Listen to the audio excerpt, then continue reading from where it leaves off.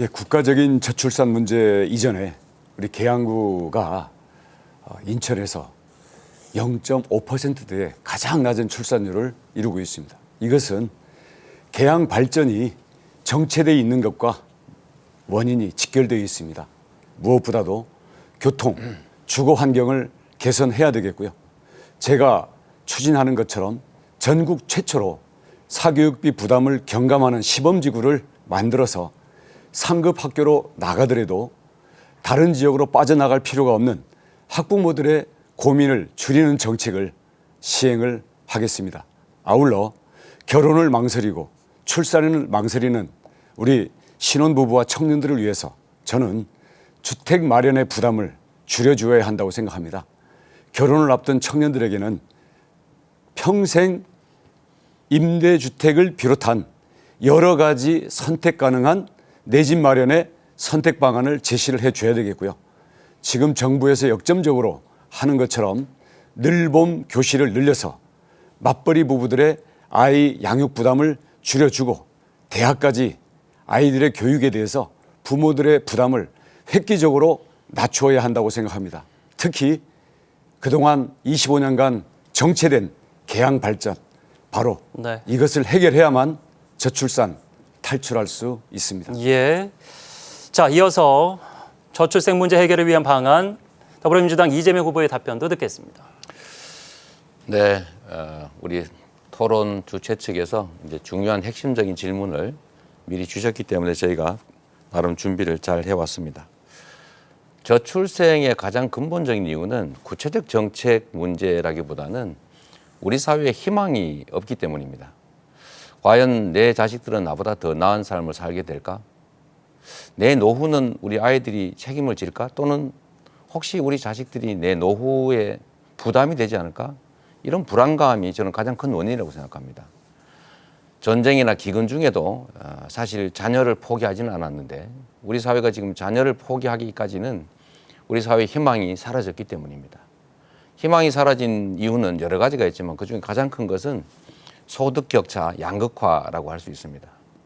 우리가 평등한 사회로 나아가고 기회와 자원이 공정한 사회로 변해야 우리 다음 세대들은 나보다는 더 잘 살 것이다.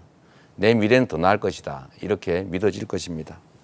진정으로 민주적인 국가, 기회가 공정한 나라, 그리고 특히 경제가 성장해야 되는데 지금과 같은 경기 불황이 계속되면 아마 출산율 문제도 쉽게 해결하기 어려울 것이다. 이런 생각이 듭니다. 저희는 출생 지원 또는 주거 지원 그리고 노후 지원과 같은 각종 정책들을 이미 발표를 했습니다. 1+1 정책이라든지 두 자녀에게는 24평, 세 자녀에게는 33평 이렇게 준비하고 있다는 말씀드립니다. 네, 거기까지 듣도록 하겠습니다. 자, 저출생 문제에 대한 해결 방안 두 분의 후보의 의견을 들었는데요. 이제 각 내용에 대한 질문을 하나씩 던질 시간을 드리도록 하겠습니다. 질문은 30초고 답변은 1분으로 끊어주시기 바랍니다. 이재명 후보 먼저 질문해 주시죠. 네, 제가 궁금한 게 있는데 사실 저출생 문제를 해결하는데 구체적 정책으로는 출생에 따른 부모들의 부담을 줄이는 게 가장 중요합니다. 그중에서 예를 들면 양육, 보육, 교육 등의 부담들이 있을 수 있고 주거 부담을 줄이는 게 있는데 저희는 말씀드린 것처럼 1억 플러스 1억 지원을 해주자 이렇게 말씀드리는데 원희룡 후보는 그건 아니다. 돈으로 어떻게 해결하냐라고 하십니다. 그런데 본인도 부모에게 월 100만 원씩 지원하자고 하는데 좀 모순되는 거 아닌가 그런 생각이 듭니다. 지금 이재명 후보께서 저희의 공약을 정확히 잘 모르시고 단정을 지으시는데요. 저희는 아이들을 낳고 키우는 모든 단계에서 저희는 적절한 지원을 국가가 충분히 제공해야 된다고 생각합니다. 내 집 마련 단계, 아이들 양육비 단계, 그리고 아이들 교육비, 그리고 아이들이 사회 진출할 때의 취업 자기 능력을 향상시킬 수 있는 이런 부분들에 대해서 저희는 생애 주기별 지원 대책들을 만들어 나가고 이런 것들을 단계적으로 더 증액하는 방안을 가지고 있습니다. 지금 말씀하시는 것처럼 뭐 단편적으로 뭐 몇 억씩 주겠다 이런 것보다는 저희들이 주거, 교육, 양육, 아이들 우리 자녀들의 사회 진출, 일자리 마련 이런 부분까지 저희들이 종합적으로 마련하고 있다는 말씀을 드리겠고요. 거기에서 공통되는 부분들에 대해서는 저희들도 정책 협조를 못할 이유가 예, 없습니다. 거기까지 듣겠고요. 원희룡 후보가 이번에는 질문하시면 되겠습니다. 자, 우리 그 계양을의 출생률이 가장 낮고 우리 아이들이 이 교육 지원이 잘 안 되기 때문에 빠져나가고 있는 그런 현상이 아주 뚜렷이 있습니다. 이에 대해서 지난 2년간 네. 어떤 일을 하셨는지 시간 충분히 드릴 테니까 설명 부탁드립니다. 감사드립니다.